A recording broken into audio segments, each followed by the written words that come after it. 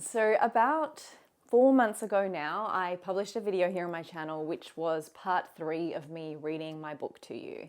And I promised at the time that I would keep going and I would get the whole book done because I wanted a video series here on my channel of sharing this book with you. So if maybe you're not a reader, if perhaps you can't afford to get a copy of the book, then it is all available here for you on YouTube for free. However, 4 months has passed and I haven't come back to reading it. And I know why. It is challenging for me to revisit.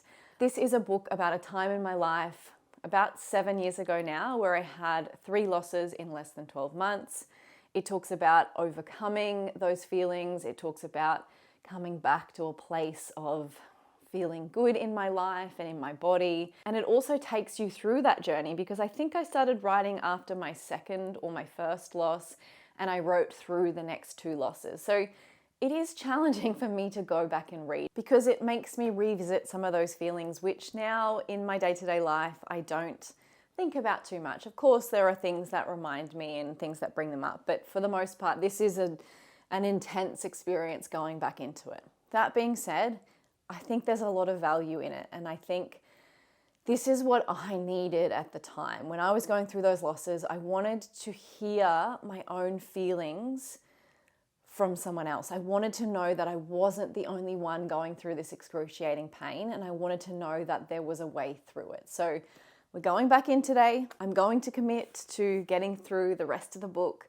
by the end of this year, or at least getting through the part that is my story. So as we go through the book, I share stories from other women in my community who reached out. So when I was going through these losses, they shared their stories with me and it was so helpful. So I also published those in the book. So hold me to it. I'm going to get through my story by the end of this year.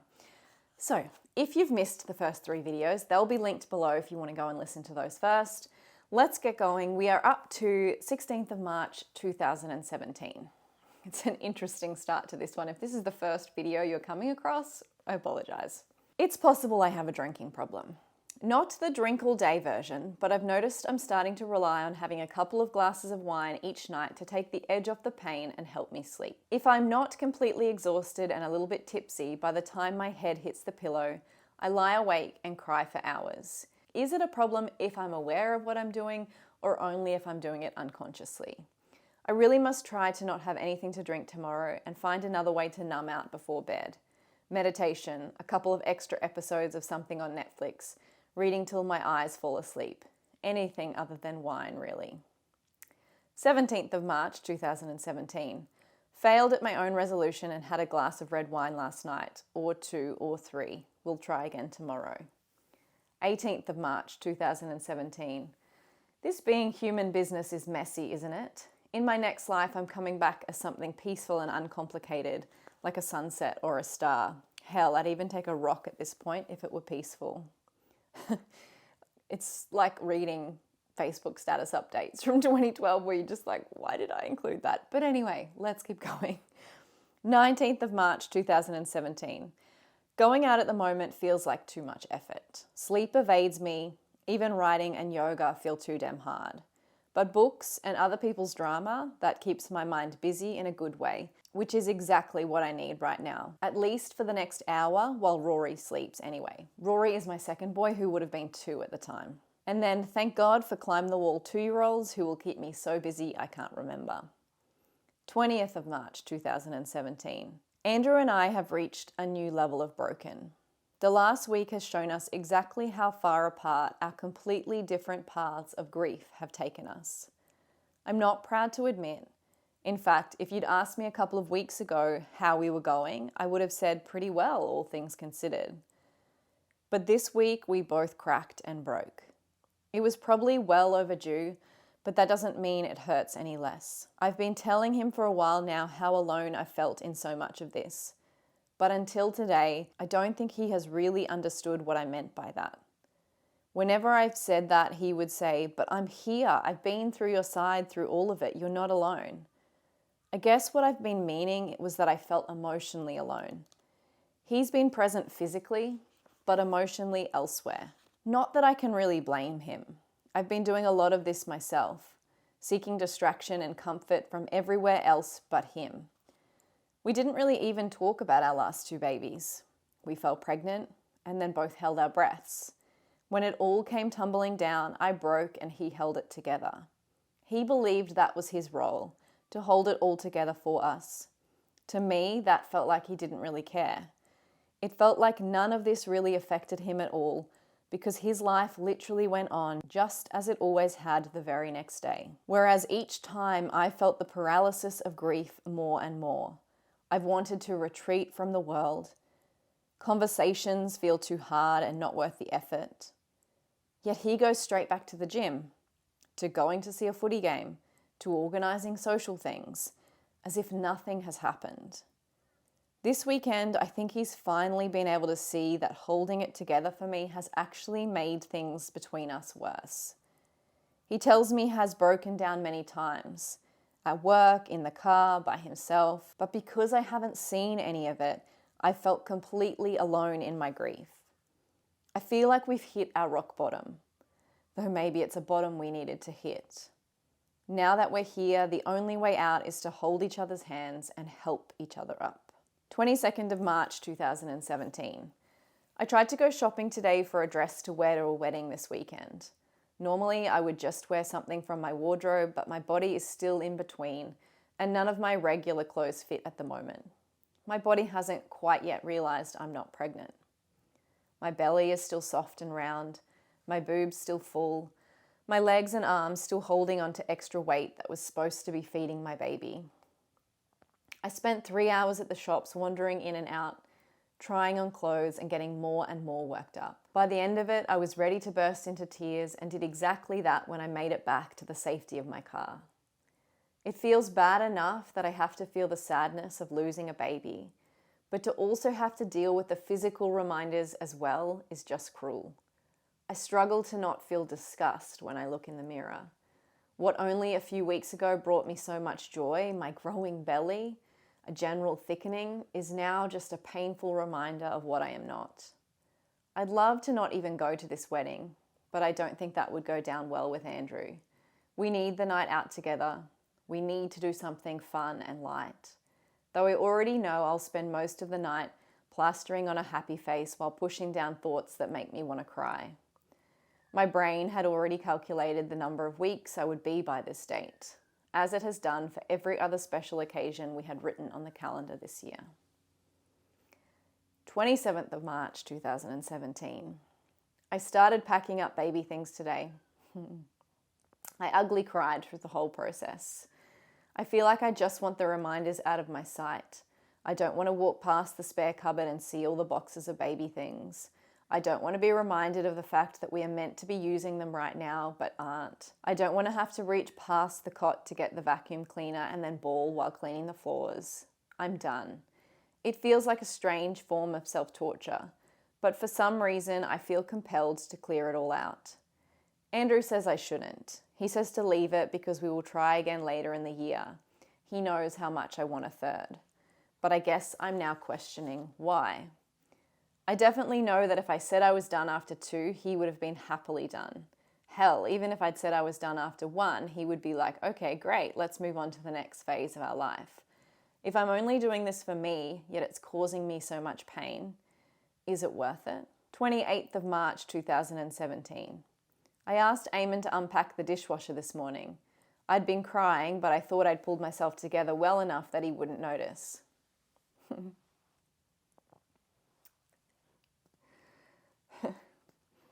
I'd forgotten about this. He came over and said, okay, but first, I think I need to give you a hug. I often wonder how this whole experience will shape him as a man. Maybe this is one small gift in this whole shitty experience.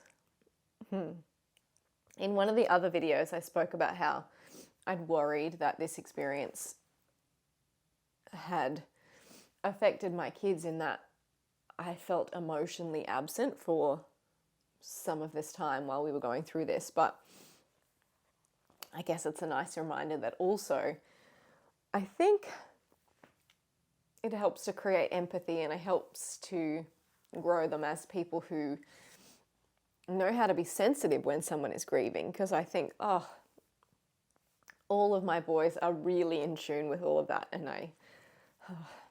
if there is one good thing that has come out of this experience, then may it be that. 29th of March 2017. This entry includes questions and answers I wrote to myself in my journal at the time. I started writing my morning pages by asking a question and answering them with whatever flowed out of my head and onto the page. I tried not to think or analyze it. Maybe try and do the same thing as you read this now, not overanalyze. Otherwise, you'll probably think I'm a total nut job.